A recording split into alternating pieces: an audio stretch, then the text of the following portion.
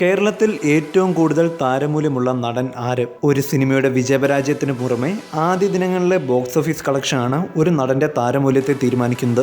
ഇങ്ങനെ നോക്കുമ്പോൾ നിലവിൽ കേരള ബോക്സ് ഓഫീസിൽ ആദ്യ ദിനങ്ങളിൽ ഏറ്റവും കൂടുതൽ തരംഗമുണ്ടാക്കുന്നത് മോഹൻലാൽ ചിത്രങ്ങളാണെന്നുള്ളതിൽ സംശയമില്ല. മോഹൻലാലിനൊപ്പം ഇപ്പോൾ കട്ടയ്ക്ക് നിൽക്കുന്നതാട്ടെ ദുൽഖർ സൽമാനും. മാസങ്ങൾക്ക് മുമ്പ്, അതായത് കസബ ആദ്യ ദിന കളക്ഷനിൽ ഒന്നാമതെത്തി നിൽക്കുന്ന ആ സീസണിൽ ടോപ്പ് 5-ലുള്ള 5 ചിത്രങ്ങളിൽ 4 ദുൽഖറിന്റെയും മോഹൻലാലിന്റെയുമായിരുന്നു. 5 കാസനോവ 2 കോടി, 4 ചാർലി 2 കോടി 6 ലക്ഷം, 3 ലോഹം 2 കോടി 14 ലക്ഷം, 2 കലി 2 കോടി 33 ലക്ഷം, 1 കസബ 2 കോടി 46 ലക്ഷം. പിന്നീട് ഒപ്പവും പുലിമുരുകനുമെല്ലാം ഈ റെക്കോർഡുകൾ തിരുത്തി 4 കോടിയിലധികം നേടി പുലിമുരുകൻ ആദ്യ ദിനം കേരള ബോക്സ് ഓഫീസിൽ ഏറ്റവും കൂടുതൽ കളക്ഷൻ നേടുന്ന മലയാളം ചിത്രമായി.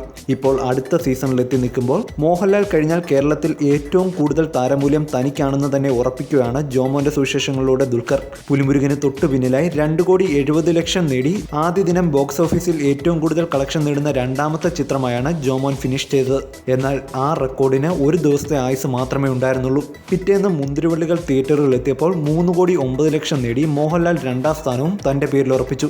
എന്താണേലും നിലവിൽ കേരള ബോക്സ് ഓഫീസിൽ ഏറ്റവും സ്വാധീനം ചെലുത്തുന്ന നടന്മാർ മോഹൻലാലും ദുൽഖറുമാണെന്നുള്ള സൂചനയാണ് ഈ ചിത്രങ്ങളിലെ കണക്കുകൾ സൂചിപ്പിക്കുന്നത്.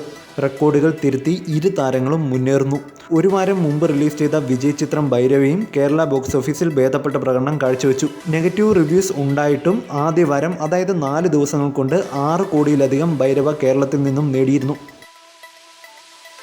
You're watching me on metromatney.com.